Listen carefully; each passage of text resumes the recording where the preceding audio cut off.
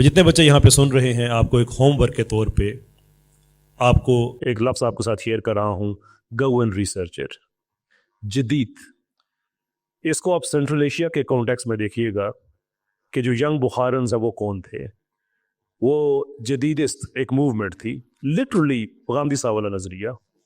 Practically अगर आप देखें तो वही कि दीन को किस तरह से रिफॉर्म करो, जैसे तैसे करो कि वेस्ट के साथ तुम अच्छे अच्छे लगो, या सर सैयद अहमद खान साहब उनका जैसा नज़रिया थे।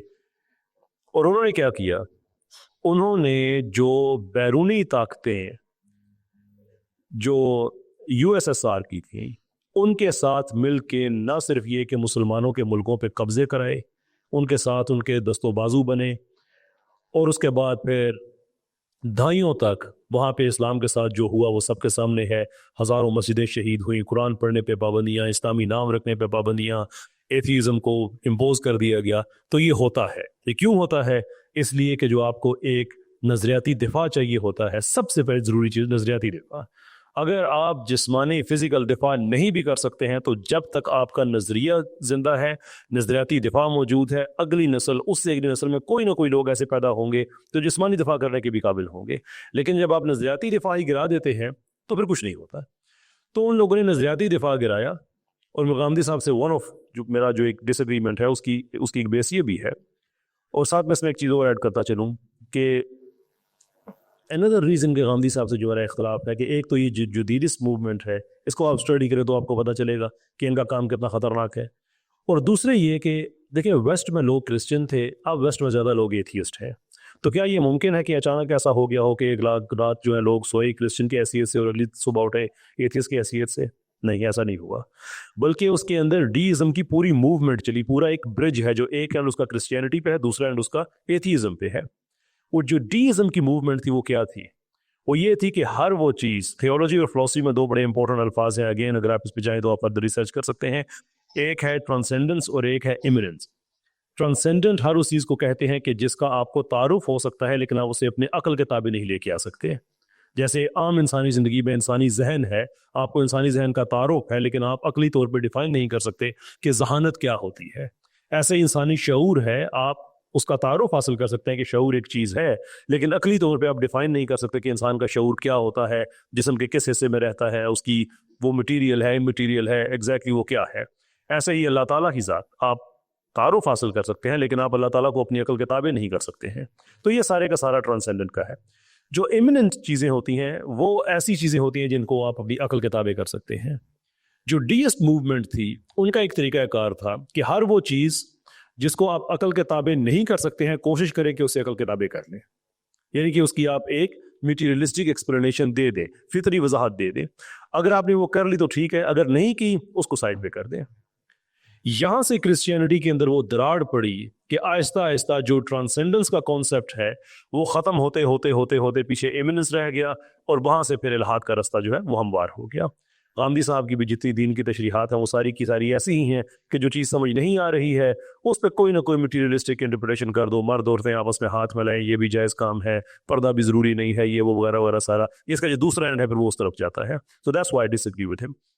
लेकिन जो आपके सवाल का एक दूसरा हिस्सा था कि ये जो लोग इस बहाव में बह जाते हैं, शायद आपके कुछ जो इस भाव में बह जाते हैं उनके यहाँ क्या वजह क्या बनती है? एहसास कमतरी या कुछ और चीज़ें भी हैं? जो देखें, तीन तरह के लोग हैं। जो मेरा इस तबके के साथ बहुत ज़्यादा उठना बैठना है, इंटरेक्शन भी रहता है, डिबेट्स भी रहती हैं। बिल्कुल मैं इत्तफाक करता हूँ इस मोज़स पैनल से कि हमें इस एक्सक्लूसिविज्म में इस तरह से नहीं जाना चाहिए। इनकी शनाख्त की हद तक तो बिल्कुल रहना चाहिए कि हम सबको एक ही ब्रश से पेंट कर दें, ये बिल्कुल तरीक़ाकार ठीक नहीं है। मैं I fully agree with that sir. तो ये हमारा एक बहुत बड़ा तबका है। We have to reach out to those children, reach out करें, उनको बताएं कि हमारा सिस्टम ये है। और मैं करता हूँ, हर सैटरडे करता हूँ, लाइव होते हैं 4-4, 5-5, 6-6 घंटे, इवन 7-7 घंटे की भी स्ट्रीम्स होती हैं, और लोग आते हैं, क्वेश्चन करते हैं। अल्हम्दुलिल्लाह they take some positive message.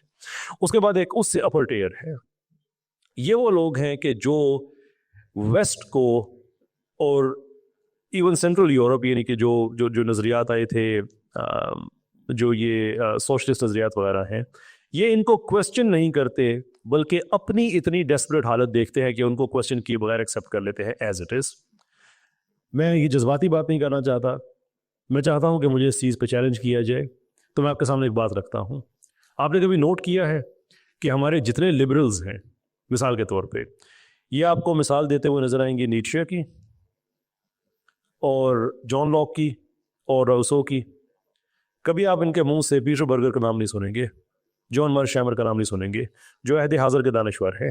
Burger کی بھی کچھ سال پہلے ڈیتھ ہوئی ہے, جان مرشیمر بھی زندہ ہیں, جو سر پیٹ رہے ہیں, کہتے ہیں لبرلزم ناکام ہو گیا, ہائپوتھیسس آف سیکولرائزیشن ناکام ہو گیا. ہم ناکام ہو گئے, دنیا میں ہم مذہب کو نہیں ختم کر سکتے, جو مرضی ہو جائے.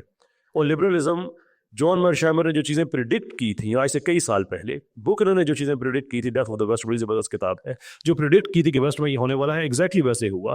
پیرس فرانس ویسا ہی آگ لگی جو اسے پریڈکٹ کیا تھا کہ یورپ کے ایک ملک میں ہوگا اور سارے ملک میں, سارے یورپ میں جائے گا.